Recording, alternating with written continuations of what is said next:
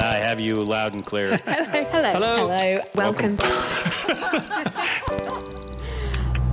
Science. And that is to say, physics, medicine, nature, or space, time, the brain, life, the universe. Hello and welcome to The Naked Scientists, and this week we're answering your science questions with our panel of the brightest and the best minds we could find. Plus, we'll be discussing the new game-changing cancer treatment and the futuristic world of energy harvesting, and much more. I'm Kat Arney, and this is The Naked Scientists. The Naked Scientists podcast is powered by ukfast.co.uk.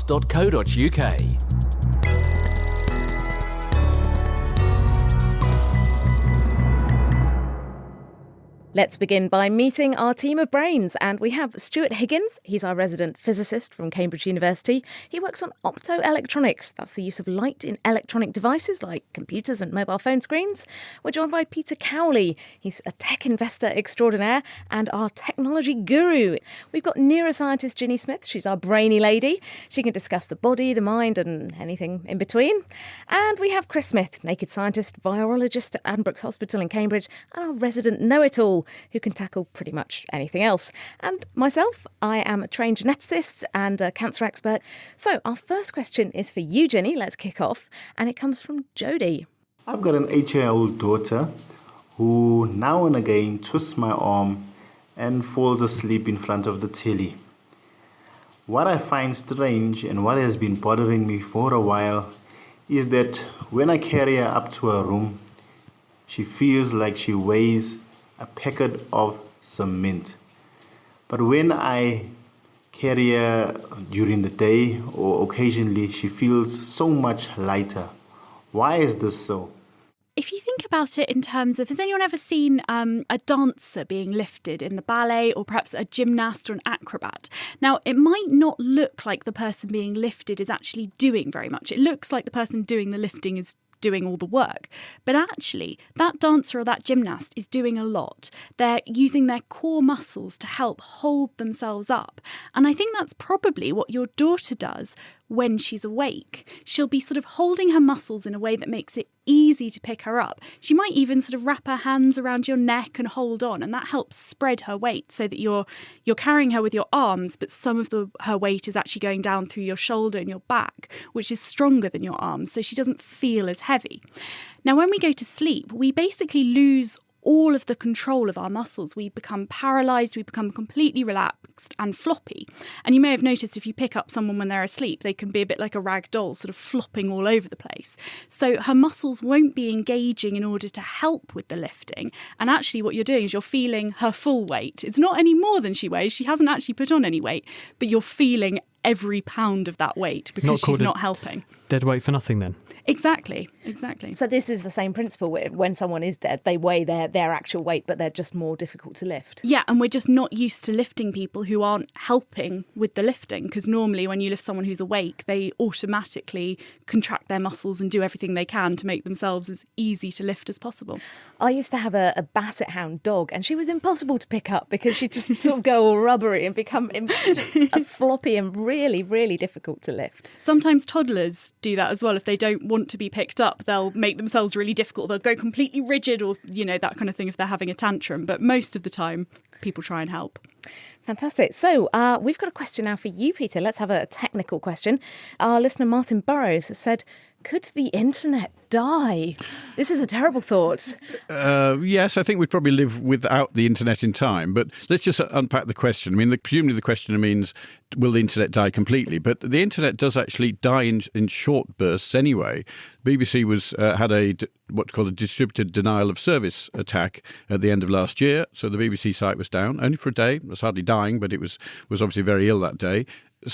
Countries censor. China censors quite a lot of sites. In the Arab Spring, social media was switched off in a number of countries in the Middle East. So those are ones of the short term. The ones that are sort of not death, but when it's ill, is things like broken submarine cables. That happens remarkably often, trawlers and things. There's a difference between sort of the technical hardware breaking down and then the servers where the internet pages live. not being allowed to get through to us. Get through, exactly, yes. There are times when in these situations where it would slow down. But what the question's actually asking, could it ever die? Now, I think there's only about 3 different reasons that could happen. One is some sort of global war with threat like that, where the population of the Earth would be badly affected by that, purely because of what was going on in the war.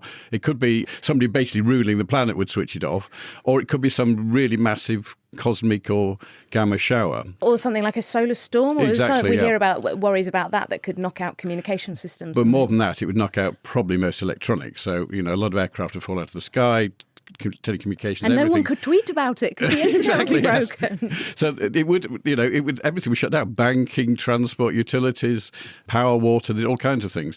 But of course, one should remember that it's only been about 15 years that the internet's been in mass use, even though it's been around probably about 50 years. So we could recover from that reasonably quickly, I suspect. Thank you. Now we have a question. Well, Stuart, apparently this is your gran who's calling in. As we get old, why do hairs grow down our nostrils?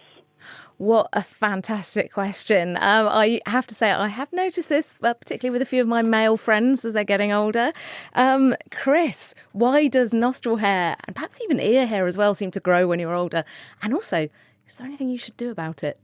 Well, you can do what you're doing, Kat, which I noticed you've got your headphones on, so you're covering up the problem. Can't see my hairy Can't ears, see what's going on with your hairy ears. No. It isn't just confined to me. Everybody gets more hairy, gets more hair as they get older. And the reason for this is that the hair that you have on your body is actually sensitive to androgens. These are testosterone-like chemicals. And as you go through life, your testosterone exposure of your hair follicles that grow hair increases, and so therefore you are destined to become hairier as you get older because testosterone encourages those hair follicles to grow more hair. And is this men and women as well? Yeah, it is. And specifically what testosterone or testosterone-like chemicals does is it prolongs what's called the anagen phase of hair. Hair goes through 3 phases. It has an anagen phase when the hair grows.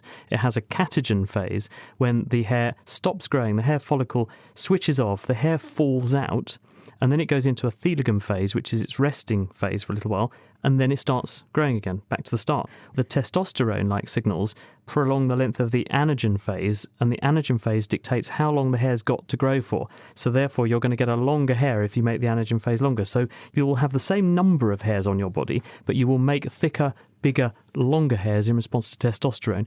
To come back to your question about women are vulnerable to this, but they tend to be less vulnerable until the age of the menopause, because at the age of the menopause, the level of estrogen in the bloodstream falls down, and estrogen reverses the effect on the hair follicle of testosterone. It stops the hair follicle responding to testosterone. So when the estrogen level comes down a bit, and women do have testosterone, it becomes more dominant, and as a result, you do see more hairs growing. Nose, ears, other parts of your body as well. And what should you do about it? Can you just pluck them out?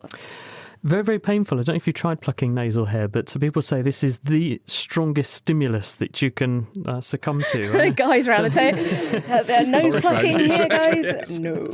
Makes you cry really, really profoundly. But yes, you can trim them. It's a myth. If you trim the hair, it will grow back more. No evidence for that whatsoever. So you can comfortably clip away and snip away at your nose and ear hair, and you will do it with impunity. You'll be fine. Ginny. Why does this only apply to nose hair and ear hair and basically hair where you don't want it? Why does the hair on your head, particularly for men, get thinner with age then? It does with women as well. And there is a conversion process of turning the testosterone in the bloodstream, or in women, testosterone-like chemicals. It gets converted into dihydrotestosterone in the scalp. And for some reason, certain populations of the hair follicles on the scalp are sensitive, and they die in response to the buildup of testosterone there, or the exposure to testosterone. Because the receptor that does this is on the X chromosome, and men only have 1 X chromosome, women have 2, if you have the variant of the gene that makes you susceptible to balding, and you're a man, you have that and nothing else, so that you're destined to lose your hair in that male pattern. With women, because you have 2 chances, because there are 2 X chromosomes and you randomly use one or the other all over your body, then you actually got more chance that you won't see a loss of hair, and also the testosterone levels are lower to start with. So the answer is you need to transplant it from your nose to your head. Anyway, moving swiftly on, we've got a question for you, Stuart, and this is from our listener, John. Why, when scientists discuss terraforming a planet as a backup world for when we destroy Earth, they always talk about Mars? Terraforming Mars would take a massive amount of energy, resources and time, possibly bankrupting Earth and speeding its demise. Why does no one talk about Venus, almost a twin planet of Earth with the same gravity? So, why do we have The Martian, the film, and not The Venusian? Well, it's a really interesting question. So maybe I should start off with that terraforming is this proposal, this hypothetical idea that we could go to another planet and somehow do some very large-scale engineering project that would change the environment into a living, habitable environment, a bit like the Earth. So people often think of going to Mars and trying to give it an atmosphere. And it's a good question. Why not Venus? It's a planet that is very similar in size to the Earth. It's about got 90% of the strength of the gravity, so it'd be similar in that respect. But actually, it's almost highlighted in the question that it's a real problem in terms of the energy required. So Venus is a very chaotic environment. It's an atmosphere made of kind of 95% carbon dioxide. It's incredibly high density. So on the surface of Venus, the pressure of the atmosphere pulling down you is 92 times the pressure that you'd find on Earth. That's just because there's so much gas in the atmosphere weighing down on you on the surface, is it? There is just so much carbon dioxide in the atmosphere. And you know, as a comparison, that's like standing 900 metres under the surface of the sea. It's huge pressure. You get squished, basically. Absolutely squished by everything. Also, the temperature as well. On the surface, about 450 degrees C. So it's hotter than your oven on the surface. So you're effectively, a pancake. Yeah, you're a pancake on the surface there. How did all that gas get in the atmosphere in the first place? Why is the Earth not like that? So that's a really interesting question. So there are arguments around whether different planets, say Mars or Venus, were more like the Earth in times gone by. And one of the issues, actually, one of the big differences between Venus and Mars and the Earth is that the Earth has a magnetic field. And that's because we have convection currents of materials in the Earth's core that create this magnetic field. And that protects us from something called the solar wind. The solar wind is a lot of basically highly energized particles flying off the sun and striking the atmosphere of the Earth. And the magnetic field, in our case, protects us from that. In the case of Venus and Mars, that's not there to protect it. So even when you do get things such as oxygen forming, those molecules can be interacted, bashed into by the solar wind and taken off into space. So they wouldn't even collect there to start off with. Thanks very much, Stuart. What you end up with is, in effect, this sequence that you've added, precisely inserted in the targeted position in the genome. In this month's Naked Genetics podcast, we look at the hottest new biotechnology technique to hit the headlines since forever. CRISPR has big implications for health, plus linking genetics to lifestyle, and our gene of the month is black and white and very cute. Listen and download now at nakedscientist.com/genetics. You're listening to The Naked Scientists, and this week we're taking all your burning questions and putting them to our panel of experts. Later on, we'll be finding out if animals get stressed out and discovering the secrets of the dark web. But if you're sat at home searching for answers to your science questions, you can email them to us at chris@thenakedscientist.com, and we'll hopefully find an answer for you next time round. Now, Kat, there's been a big news story out this week, which was about the new way of treating cancer with so-called immunotherapy. And we've actually heard from a lady in Canada called Jess, who says her son has bilateral retinoblastoma. And she would like to ask a bit about whether the treatment will be applicable to that. We can come back to that in a second. First of all, tell us, what is this news story? Why is it big news and how does it work? For my day job, I work for Cancer Research UK, and we had an incredibly busy week this week because there were lots of headlines saying cancer cure, treatment, all of this. And it came from a presentation that was made at a meeting where researchers who've been running a small clinical trial of a new type of therapy that's called immunotherapy, where researchers use cells from a patient's own immune system that they take out of the patient. They basically genetically engineer them in such a way that they can recognise and destroy cancer cells, and then they put them back into the patient's body where they seek out, recognise and destroy cancer cells. Now, it's a very small study that was done. There was about 35 patients in it, and for types of cancer, leukemia and lymphoma. So these are cancers that affect cells in the blood system, and that's quite an important point. And they had, in some cases, some quite remarkable sounding, effectively cures. People seemed to get completely better. And these were people with terminal cancer. They'd had all the treatment options they possibly could, and their cancer was still growing. That said, It's a small study. It was also presented at a meeting. We haven't got the full set of data. It hasn't been reviewed and published in a scientific journal. And it's really important to point out that there were at least 7 people who had very severe side effects from this treatment. There's something called a cytokine storm, where their immune system gets massively overstimulated. It produces all these really unpleasant molecules. And in fact, 2 people died as a result of this huge immune overstimulation. So while the treatment can work for some people, it didn't work for all of them. And there are side effects. So there's a lot of work to be done to kind of unpick this. And also, it was for these particular types of blood cancer because they have a molecule on the surface of the cancer cells that's relatively easy to train the immune cells to seek out and destroy. Other cancers, different types of cancer, particularly the listener who's written in here about her son who has a type of cancer called retinoblastoma, which is a type of cancer that affects the eye in children. Those cancers are going to be more difficult to target because you have to work out what are the molecules on the surface of that particular cancer? How do we train the immune system to target those? How do we get these immune cells there into the tumour in enough level that they can actually do their duty? So it's a huge ongoing research project around the world. There's lots and lots of labs working on this, lots of trials underway. And it is really exciting. And certainly I've worked at Cancer Research UK for 11 years now, and it is very exciting stuff, but it's not the cure for cancer right now. Just to return to Jess's question about retinoblastoma. Retinoblastoma is a tumour in the back of the eye. It is caused by inheriting a faulty copy of a gene that stops cells dividing when something goes wrong. And this means that there is a high likelihood that an individual who has this change to their DNA will develop a cancer not just in one eye, but in both eyes and at a very young age. Now, the problem with treating this treatment or using this same treatment that we've heard about for the blood cancer on retinoblastoma, as Kat says, you need to find a marker which would single out the cancer cells from healthy tissue. Now, actually, with the present treatment that Kat's been talking about, they didn't do that. What they used is a marker that's present on all kinds of immune cells called B lymphocytes in the body, a subset of which in these patients were the cancerous ones. So actually, they did destroy some healthy cells, some B lymphocytes, in order to get rid of the cancerous B lymphocytes. And these people now no longer have B cells, so they can't make any of their own antibodies. They're going to be dependent on blood transfusions. But there is currently no marker that we know of that we could use specifically for these retinal cells that might be cancerous, which would prevent the immune system from damaging a healthy retinal cell as well. And we don't want to send someone blind unnecessarily. So at this stage, it needs a lot more work, as you say, doesn't it? Now, that big cancer story, it hasn't been the only thing in the news this week, because recently Einstein's 100-year-old theory has finally been proven right with the discovery of gravitational waves. Now, of course, it does seem sensible. Stuart's smiling over there. Are you happy about this, Stuart? Yes. Yeah, it's really exciting. But because it's so exciting, we're actually not going to talk about it in this week's show. You don't have to do all of gravitational waves I'm now. very happy about that. That's good. It's a complicated topic. Exactly. So we're going to dedicate an entire show to it next week. We're going to have all things gravitational waves.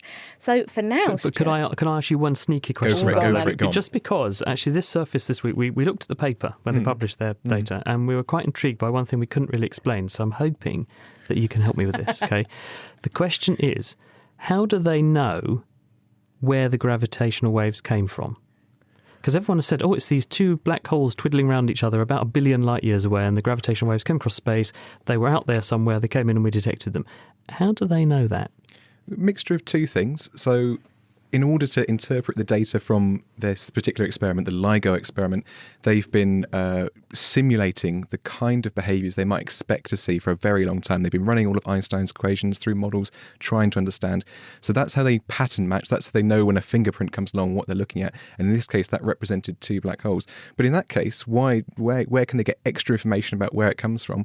Well, it's in part to do with the fact they've got 2 detectors in 2 different locations, and it's a combination of the fact they've got 2 detectors, which helps them verify they're seeing something that's definitely happening, combined with those calculations that lets them see. And do they then look out into space in the right sort of direction that the detector is looking in and look for a phenomenon, i.e. a big black hole out there now, and say, well, look, that probably was 2 smaller black holes 1 billion light years ago, billion years ago, and they've merged, and that was the source of the waves? Can't find anything else in that neck of the woods in space to account for it.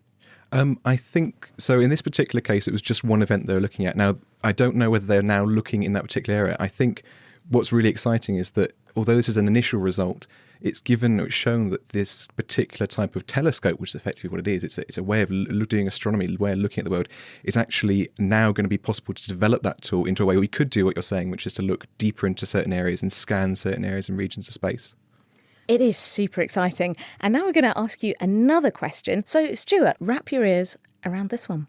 This is Jean from Cape Town, and I have a question for the naked scientist. Tornadoes, like the devastating one in Oklahoma, feed on their own energy, i.e. wind force. Can we dissipate or disturb that one-directional force by sending an explosive device, like a rocket, by whatever controlled means, into the tornado? What a fantastic question. Could we get rid of a tornado by just blasting it? What do you reckon? I love this idea. You could just, you could put a little firework into it and it would suddenly fizzle out and the tornado would disappear. Well, I think actually saying put a nuke into it, actually, isn't it? Well, I mean, let's not do things by halves. That's an extreme solution. So would it work if you put a massive source of energy into a huge energetic tornado? Would it work? Well, it's a really difficult question. And the reason why it's difficult is because we still don't really understand properly the complex behaviour of how tornadoes form and what's really going on. And one of the big problems is also that if you try and put your scientific instrument in the way of a tornado to measure what's happening inside, it doesn't last very long. Yeah. It kind of gets blown away by the wind. Well, what do people think when they do theory? I mean, people have run models and things. What do they think powers a tornado? How do they think it works? So at kind of basic level, there's the idea that it requires a mixture of two different environments. It needs moist, warm air meeting cool air, and that will give you the ingredients for a thunderstorm. And tornadoes usually form from a particular type of thunderstorm called a supercell. And the argument generally is that if you have, say, a surfaced wind blowing in one direction and winds at a higher level blowing in another direction, you get this rotating funnel forming, and that if you have an updraft, you might turn what is a horizontal funnel into a vertical one where it touches down and becomes a tornado. So that's kind of the theory. Now, it's still very complicated. It's still not very well known. So in terms of, I wanted to do some calculations. I really wanted to try and work out some numbers, but it's not really meaningful without a better understanding of what it is. But this idea has come up a few times, and I'm going to refer to the National Severe Storms Laboratory in the US, which is a government laboratory who study these kind of phenomena. And they mentioned that if you could get off enough energy to dissipate the tornado, well, that might work. But actually, the tornado is a fraction of the energy of the total storm. So you might just end up with another tornado forming straight away anyway from the same storm. So you might paradoxically detonate your explosion and trigger another one. Well, yeah, you get rid of one, but another one comes straight back at you. Yeah. Okay, so it's like whack-a-mole with tornadoes, basically. Yeah. Okay, so really nice idea, but one that's not going to work. Thanks very much for your question, John. We've had a question in from Anthony. I think this one's probably for you, Ginny. And I speak as someone who also gets very, very stressed. This is a question about stress. And Anthony says, what happens in the body with chronic stress? And also, do animals get stressed? Well, let's start with the first half of that question. So stress has evolved to protect us, but the kinds of things it evolved to protect us against were, oh my goodness, there's an animal that wants to eat me. They're quite short-term problems, and our body deals with them by preparing to either fight or to run away. It releases adrenaline, your heart rate speeds up, your breathing quickens, all these sort of things that are going to help you run away. Now, in modern day life, we don't encounter a lot of scary animals that want to eat us, and our stressors have become very different things, and that's led to this phenomenon of chronic stress. When your stress is something like a horrible boss who's giving you more and more work every day and is really, really demanding, it's ongoing, and you can end up with the levels of the stress hormone, which for short bursts aren't going to do you any harm. If they continue being raised for a long period of time, they can do some really nasty things. They can weaken your immune system and they can lead to all sorts of problems. And that's what we call chronic stress. And is this similar to, I know a few people who have anxiety and things like that, where they sometimes say, they just feel like they're on the edge all the time, and that is that again their sort of adrenaline and their cortisol, the stress hormones, just going over time. So we think anxiety is linked to stress hormones, but no one fully understands it. But anxiety attacks can be really, really horrible things where people almost even feel like they're dying, and we don't fully understand them. But yes, they are linked to these kind of raised levels of these hormones. And what about animals? Do dogs and cats and birds, do they get stressed out? Well, this is interesting because the kind of stress that we've been talking about is a very human kind of stress. Actually, people use the term stress in relation to animals to mean any kind of physiological challenge. So it could be being cold or being hungry or not having somewhere to hide. Put them in a box. Those are stressors. So if we talk about stress in that terms, then yes, all animals can get stressed. If they're cold or they're hungry, they're not happy, they're stressed.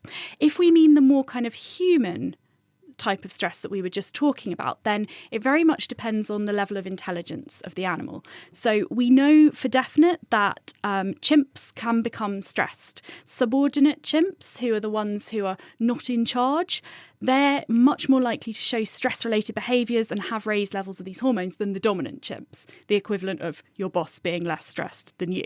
And what about animals in zoos? Because you sort of hear about certain animals or things like the orcas in some sea life parks where they're getting very, very unhappy. I don't know if the studies have been done specifically on them, but orcas are very, very intelligent, so I wouldn't be surprised if they showed similar effects. They've also shown that pets can pick up on human stress. So I think if we're thinking about these kind of animals that live in social groups that have quite complex lives, then they can exhibit stress like us. The less complex the animal's life is, perhaps the less likely they are to exhibit that kind of stress. Oh, thanks very much, Ginny.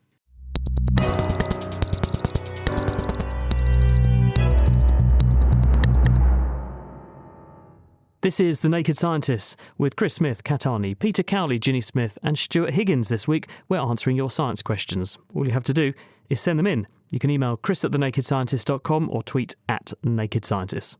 Peter, here's a question for you. We've had Sine, who has asked, how do we store solar and wind energy? Because this is a big problem with renewables, isn't it? That you can generate them, but you just can't keep them. Yes, well, I assume the question means how do you store them not in its current form? So the concept of storing photons, sun's a good, exactly, good or storage storing device. the moving air molecules. Tornado, it's a great source of energy there, isn't there? Yeah, so what it means is how do you store them once you be converted to something else? And of course, there are all kinds of different ways of doing that, but the three main ones, which are chemical, so you charge a battery and discharge the battery, so you're storing the energy from solar or wind, and you can use it again at other times. Particularly, that moves the energy production from, say, daytime to nighttime. Kinetic, so flywheels, things where you're changing the energy into something that's kinetic, which can then be run down again. So like winding up a spring effectively, exactly, yes, and then like pew-ing, there's some work done here in Cambridge on superconducting magnets high temperature superconducting magnets for flywheels for storing energy in Saudi Arabia specifically, or of course potential energy, and that's been done for many years in North Wales. Actually, there's a power station called Dinorwig, I hope I pronounced that correctly, which is about 2 gigawatts, which is done by pumping water up when you've got spare energy capacity in the grid and let it come back down again and generating power when the need's high, because we're getting close to our peak production.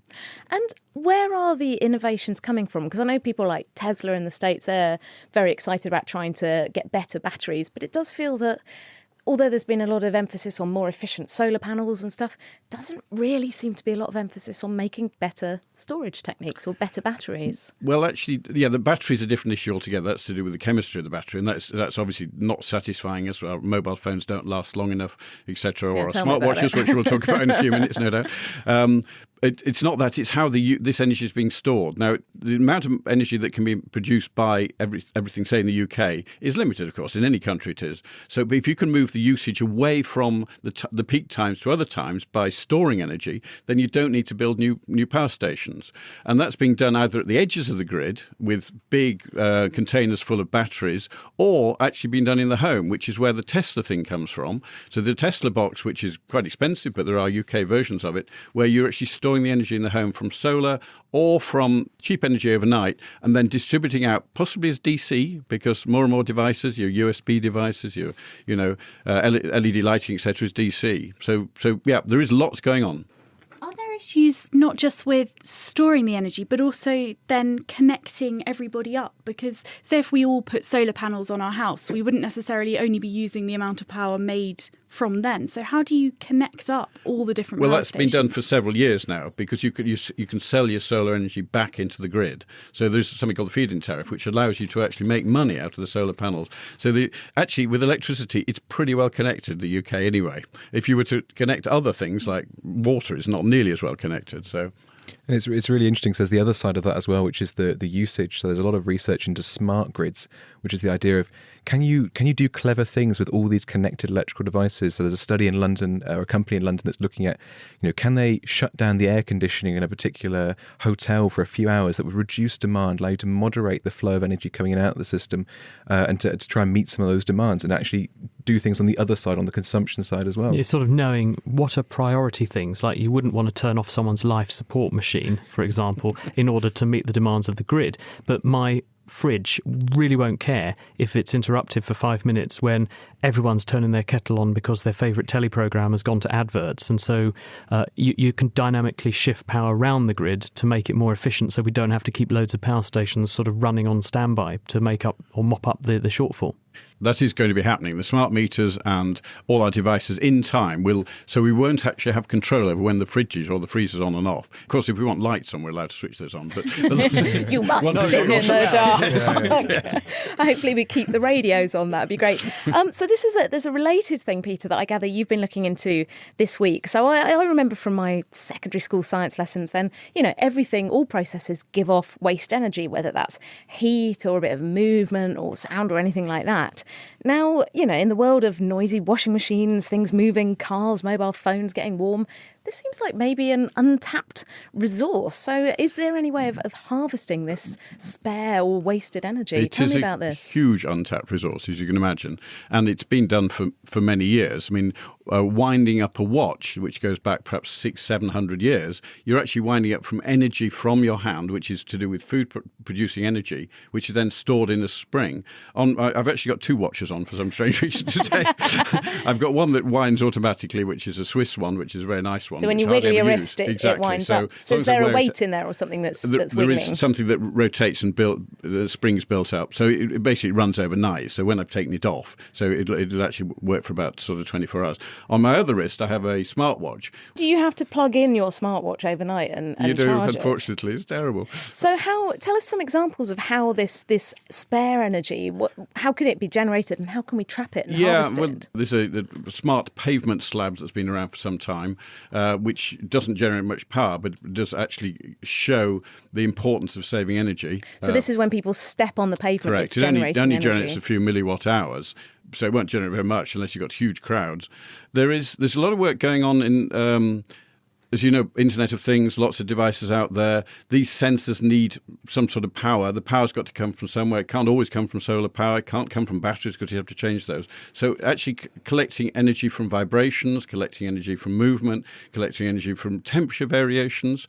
There's work also that's been mentioned in the BBC site quite recently was to do with pacemakers have batteries. Batteries need changing unless you charge them externally. But there's an awful lot going on in the body with temperature changes and movement. So why can't you actually just take the energy from that? And somebody tried it on a pig's heart, actually. And a pig's heart, just the movement of the heart will generate 5 times more than you need on a pacemaker.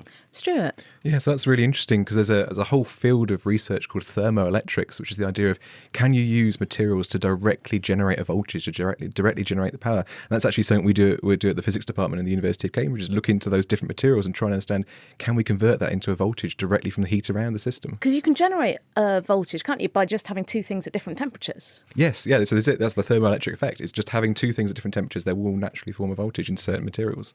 Oh, fantastic. Well, I wonder if in my morning shower, just because my bathroom's warm, maybe I can make my coffee with that energy. Thanks very much, guys. Chris, we've got a sniffly question from Staffan here. Can you have more than one cold at a time? And how could you tell? Originally, we thought the answer to that question was no. And the reason we thought the answer to that question was no is that when you are infected with a cold, which is a virus, the virus goes into the cells lining your nose and throat and possibly your lungs, and it triggers what we call an interferon response. The virus trips over various molecular tripwires inside your cells, triggering the cells to sound an alarm. And that alarm signal spreads to all of the other surrounding cells and goes systemically through your body. And it puts your other cells into an antivirus state, making them very hard to infect and very hard, or much harder, for viruses to grow in those cells. So we went around saying, well, we therefore think it's unlikely you'll suffer from more than one virus infection at a time. Now, in the last 10 years or so, though, we have, certainly in our hospital, but almost universally in most first world hospitals, we've switched over to what we call molecular diagnostics now. And this is where people send in blood samples, or they send in samples of swabs from their nose and throat when they've got various respiratory illnesses. And we extract the DNA and RNA, its chemical relative, from those swabs, and then we read the genetic message to see which virus signatures we can pick up. And what we're routinely seeing now is that there are people with 3, 4, in some cases 5 different virus infections recoverable at the same time.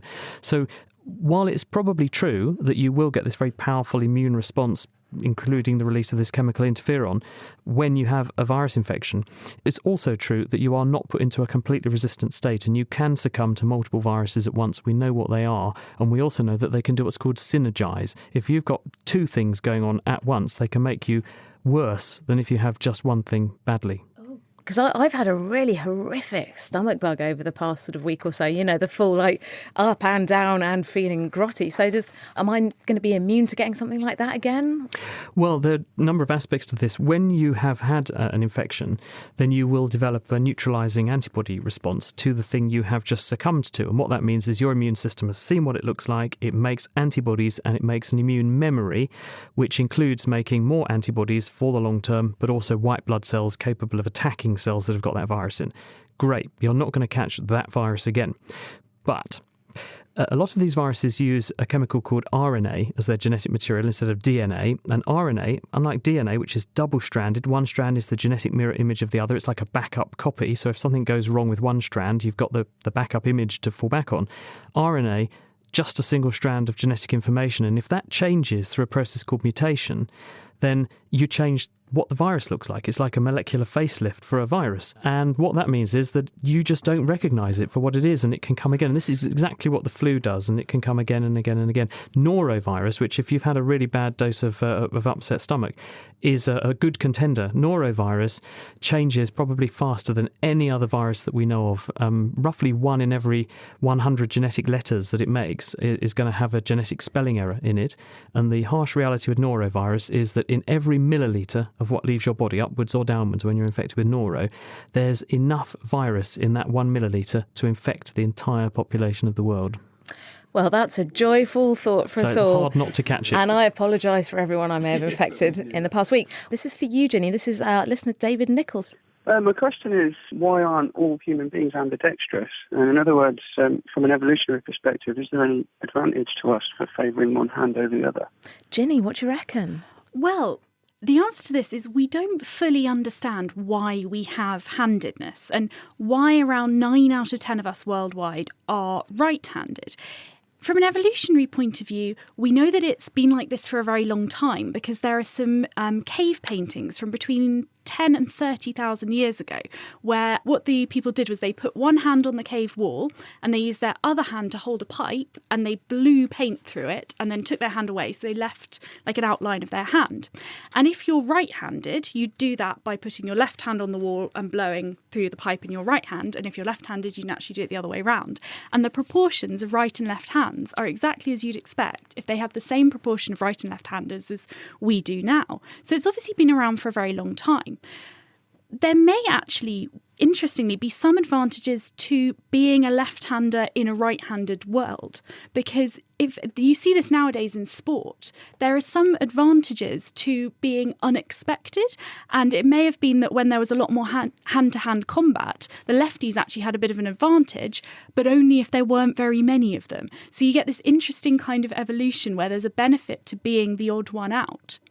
Why we even have handedness? It's likely to be down to the fact that we're not completely symmetrical on the inside. I mean, we've only got one heart, which is on the left-hand side, for example, and our brains are equally non-symmetrical. And we think that might relate to handedness. We know that most right-handers have their language areas in the left-hand side of their brain, whereas left-handers, sometimes their brains are the other way around, and sometimes they're just much less lateralized, so they're more symmetrical, but their brains can be organised slightly differently. So it it may be that actually there's no advantage to the handedness itself, but there was an advantage to the way of organising your brain. And then the handedness sort of comes out of it. So if you think about language, that requires very precise muscle movements, moving your lips and tongue and throat in very specific ways. So perhaps having the same hemisphere controlling that as controlling the hand that you do most of your stuff with was kind of beneficial. Thanks very much, Ginny.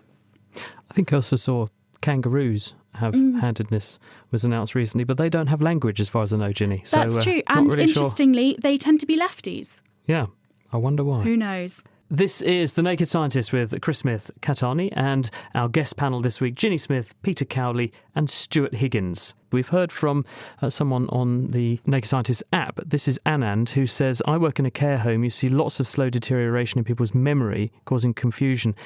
Is dementia on the rise, he asks, or is it just we're diagnosing people better? Well, actually, it's both, Anand. We're seeing better pickup because we know what we're looking for, but also people are living longer. We've got an ageing population, and that means more people are living long enough to develop dementia. And the stark reality is at the moment there are about 30 million people in the world with dementia.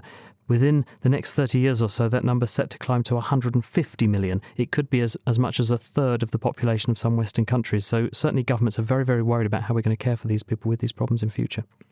Great question. And we've got another question in here from our listener, Jeffrey Cobb, who says, how long does it take a comet to form? So, Stuart, I think you should answer this one. Well, for a start, what is a comet and how long does it take one to form? So a comet is this mixture of frozen gases and frozen ice and dust compacted together into an object. And it's different to a meteor, so it's different to just the rock that we see, because comets in particular have this phenomenon that as they come into our solar system, as they get near to the sun, they get bathed in sunlight, that some of these gases will start to melt and vaporize, and that's what gives comets its atmosphere and sometimes its tail that travels across the universe. And so how long do they take to form? One kind of get asked, where do they come from? So it goes all the way back to the start of our solar system, so 4.6 billion years ago, where the solar system basically consists of a large cloud of dust and particles in a large field.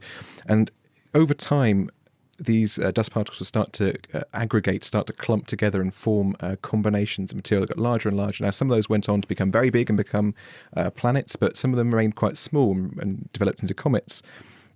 And it's very difficult to say exactly how long they take to form because it's a very long time ago. So things that are a very long time back, we have quite large uncertainty, quite large error bars on our calculations. But some of the estimates put it around 10,000 to 100,000 years for the comet to form into the form it is. And surrounding our solar system is something called the Oort cloud, which is this giant cloud of comets that are just sitting there, waiting there. And occasionally one of them gets bashed into and starts its journey into our solar system and either does an orbit around the sun or goes crashing into a planet or crashing in and out again.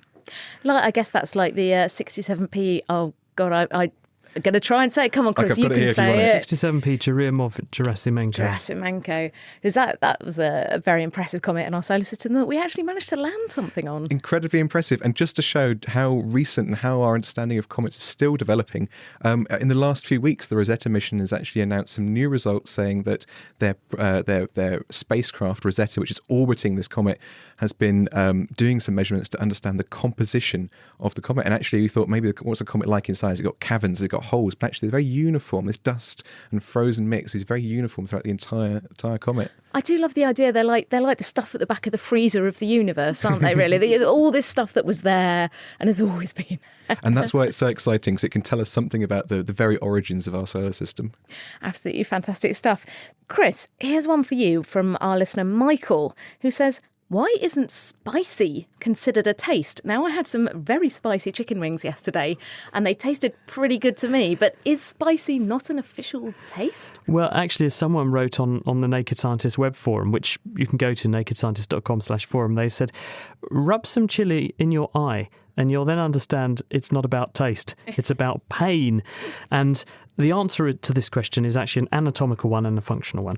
We tend to talk about 5 different tastes or taste sensations: bitter, sweet, salty and sour. And they are recorded or detected on your tongue by what we call taste buds, which are specialised clusters of nerve endings which are covered in receptors. These are molecules that can lock onto various things in food, and they then signal to the nerve and tell the nerve to fire off impulses to your brainstem, which then tells your brain, this is what I am tasting. And that's confined to the tongue. And there are two nerves that do that job. There's a nerve at the anterior, the front 2/3 of the tongue, called the chorda tympani, which supplies some of those taste sensations. There's another nerve called the glossopharyngeal nerve, which is the back third of the tongue. Now, pain, on the other hand, is not restricted just to the tongue, and chili is pain. You can sense those sensations all around your mouth cavity, all over your tongue, and in your throat. And chili is capsaicin, that's the molecule, and it binds onto a totally different class of nerve fibres called C fibres. They have on their surface a certain molecular docking station, a receptor called TRPV1, and when the capsaicin binds onto them, it triggers a burning or heat sensation. Those same nerve fibres also tell you whether things are hot or cold. So in other words, what we call taste is detected in a very special way, in a very special place, by a very special cluster of nerves. Those pain sensations are detected alongside all the other sensations you can feel in your mouth by the trigeminal nerve, so it's anatomically different and it's functionally different. Therefore, we don't regard the chili pepper taste as a taste, we regard it as a sensation. And presumably this is why the saying goes, a really, really hot curry or a chili will burn on the way out as well as the way in. You don't have very many of those pain fibres innervating, if any at all, innervating the rest of your GI tract. But your mouth and your bottom end, those actually are made by the outer layer of your body, embryologically, the outer coating of your developing embryo, growing in and uniting with your gut tube at each end and taking with it the kinds of nerves that are there. And your trigeminal nerve is the nerve concerned. And that's the one that's got the receptors for chili, which is why, yes, you're very sensitive on the way in and very sensitive on the way out if it's a hot one. Now let's have a completely different question for you, Peter. Let's delve into the internet underworld with Abby's question. I wanted to know, what is the dark web and should we be worried about it? Wow, should we? What is the dark web? Well, let's define that first. So the web that we know it usually, which is the stuff you can get out via a search engine, Google or Bing or something, is about 50 billion pages nowadays. Now, the next level down is so-called the deep web. This is not accessible by a search engine. This is massively bigger. This is 500 times bigger than that. That's 25 quadrillion pages out there. And sort of stuff is in the deep web then? Stuff that you can't get out, that the search engine can't get out. So stuff where you've got to have logged in. So you log in to, say, your bank account or whatever. Or a corporate intranet or something like that. Exactly, something where you log something, into but something where you've got through the internet to get to it. Something where the web page changes depending on certain factors. So that is absolutely astronomical, and it's probably not even immeasurable. So, and part of the deep web, difficult to get at, is called the dark web, and that is minute in comparison. This is probably just a few tens or low hundreds of thousands of pages, so absolutely tiny. And so what's in this dark web, and then how do you get to it? Yeah, well, first of all, how you get to it, you have to get to it. And for the research for this programme, I didn't dare go onto it because you have to load some rather dodgy-looking software onto your PC or your laptop. So you get to it by having some special software on the machine, which then effectively completely anonymises you, and all the traffic, which goes over the public internet, is all completely hidden from anything else. It's the Tor browser, isn't it? The Tor browser, exactly. Router, so you have used it, have you, Chris? We'll talk about that later. Well, we do hear. So people are using this completely anonymous function to do, I'm sure, some completely non-nefarious things, but also we do hear about nefarious things. So the nefarious thing, which is probably the dark web itself, is really dodgy stuff. Buying and selling. Sex and drugs. It's sex and drugs, exactly, and weapons and exactly, and but also the terrorists use it. There's anything where you want to hide yourself completely away, and so.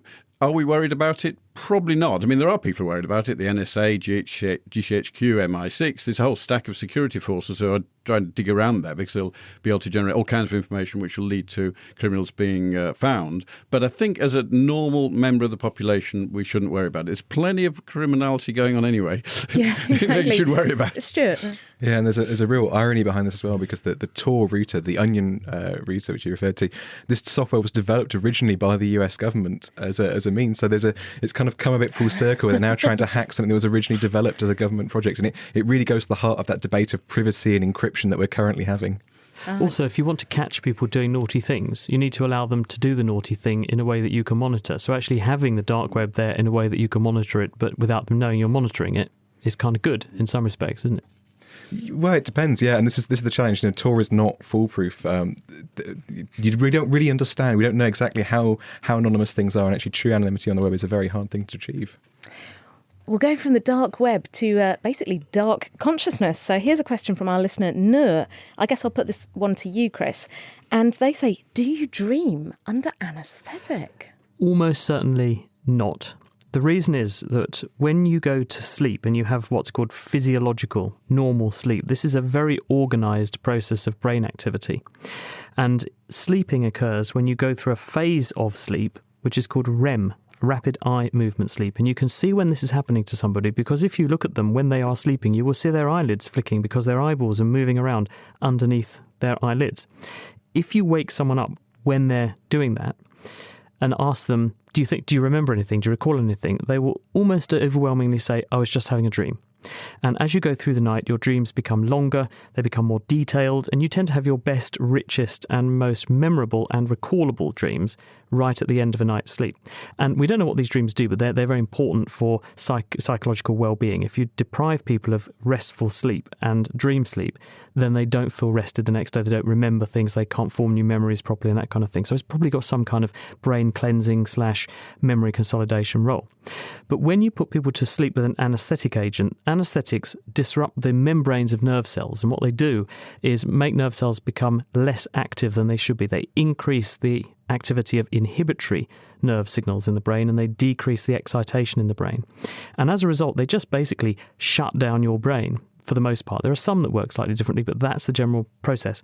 And so all they do is just turn you into an unconscious individual with very low levels of brain activity, not this organised pattern of dream activity. So you do not dream when you're under an anaesthetic, although when you're waking up, you may have some bizarre experiences because your brain is just beginning to kick in and return to consciousness. And so some people do describe some rather strange memories as they wake up from an anaesthetic, but that's not when they were actually anaesthetised. So we're getting close to the end of the show, but hopefully we have time to answer this time-based question from our listener, Anthony. Stuart, what do you think about this? Why do we have a 24-hour day? So this is really interesting because it's actually a historical question. So that historians have attributed this division of the day into 24 hours to the ancient Egyptians. And the idea is that they had 10 hours for the daytime, 10 hours for the nighttime, plus 2 hours each for the dusk and dawn. And that's what formed the 24-hour clock. And there's an idea that this might have been linked to the number of stars that astronomers were seeing in the night sky at that time, that maybe there was around 12 stars that occurred during different phases of the night. And that's what gives us our 24-hour clock. But where does the 60 minutes and the 60 seconds come from? So that's even more interesting. It's not from the same place. And so this idea of 60, this base 60 system, when I say base 60, what I mean is that we start counting from 0 to 59. That's the number of digits that represent our time. That's kind of goes back to the Babylonians and the idea that they were fascinated with this idea of 60. And we're not too sure why, but historians think, or people have speculated, that it's actually due to the fact that 60 is a very good number for dividing into different fractions. And that's where the basis of the 60 minutes and the 60 seconds come from. But would it work if we, say, had metric time? How would that be possible? Would that, or just completely confusing for everyone? So it's important to specify what we mean by metric time. So our SI unit of time, the base unit that scientists use to measure time, is the second, and that's standard. You get milliseconds though, so that's going from sort of base 60 into decimal. Yeah, so that is already a metric, a decimalised form of time. And so that's commonly used throughout the sciences because it's easy to work with. We like counting to 10. And actually, it's a real problem because if you think about how computers work, which are reliant on date and time, how to record that in a computer is a really challenging problem. So most, or a lot of systems, in particular ones that are based on an architecture called Unix, use a specific point that's the start of time. They use January the 1st, 1970. And that's what led to the Millennium Bug, wasn't it? It was one of the reasons. So the Millennium Bug specifically was about what happens when the programs were being a bit lazy and only recorded the last 2 digits of the date, so like 00 or 01. But there's actually a proposed problem coming up in 2038, which is where basically we ran out of space to store the number of seconds since 1970, which is how computers count time. So what will they do about the Unix timestamp problem then when we potentially run out of space? Is there a new solution to surmount that? Yeah, so the problem is down to basically how much space you allocate in the computer to count the number of seconds. So what Unix time means is that the computer is just counting from 0 seconds, the 1st of January 1970, up to the current time in seconds. And that has its own problems because actually the solar year and the solar times are all complicated. There's leap seconds. We need to adjust for the rotation of the Earth moving. It's a very complicated issue. But what you can do, of course, is just redesign your system. And if you implement basically software updates, that's what you need to do. Update your system. Very important. Another update coming my way. Thank you very much. And sadly, that is all we have time for. So a very big thank you to our wonderful panel this week. That's Chris Smith, Ginny Smith, Peter Cowley and Stuart Higgins. Many thanks to Connie Orbach for production this week. Join us next week when we're going to look at the A to Z of gravitational waves. So if you've got any theories, queries or quandaries, just send them in to chris@thenakedscientist.com. The Naked Scientist comes to you from Cambridge University and is supported by the EPSLC, the STFC and Rolls-Royce. Until next week, goodbye from me and the rest of the Naked Scientist team.